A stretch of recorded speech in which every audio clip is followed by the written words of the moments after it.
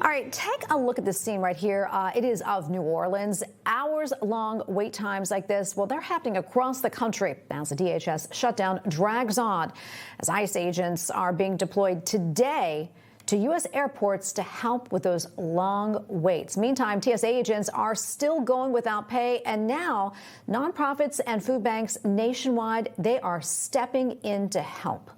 All right, let's bring in correspondent Heather Myers. She is live in San Diego with the details on this. Good morning, Heather. Well, Tracy, good morning to you. The line here at the San Diego International Airport is the longest I've ever seen. And I talked to some airport workers who say it's the longest that they've ever seen. The people that are waiting here right behind me, they may not realize this yet, but the line actually takes them back outside the airport, all the way down to the other end of the terminal, then back inside to weave their way to eventually make it to the screening area. Passengers so far, their spirits are not too low, and a lot of them have brought things like gift cards and food items to give to the TSA workers who have been without a paycheck. Here's the thing, though.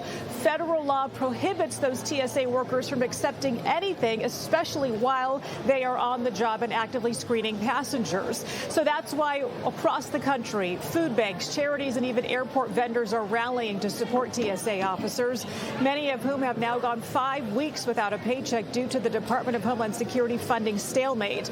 There are reports that 400 officers have already quit, and call-out rates have been between 10 and 30% at some of the nation's busiest airports every day. Unions claim some TSA agents can no longer afford basic necessities and are on the verge of being evicted or even having their car repossessed. Well, the TSA employs approximately 50,000 transportation security officers to screen passengers, and strict federal rules don't allow them to accept cash or gift cards or any other items. There is a workaround, though. Unions don't have the same restrictions, and they can accept donations and then hand them out to their members. At the Denver International Airport, for instance, there's actually a box for people to place gift cards in that will be distributed to the agents. And airports are allowed to work with nonprofits who've set up food pantries. For instance, I talked to the representatives from Feeding San Diego. They put out 400 boxes of food last week. They're doing it again this week. And I also had a chance to speak to some of these passengers who've been standing in these long lines this morning to hear their thoughts. Here since 6 o'clock. We've been in line a long time, and we just need to pay the workers. This is crazy. They need to pay TSA, please. This is ridiculous. The Democrats won't fund it, so we let so many illegals into the country, dangerous people. It shouldn't come down to this. I applaud them. They're doing an awesome job, and I don't know if I could do it.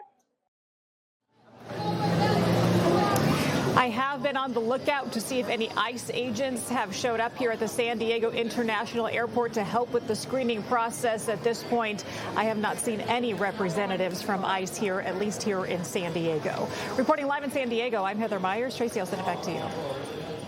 Okay, Heather, thank you for that. Information.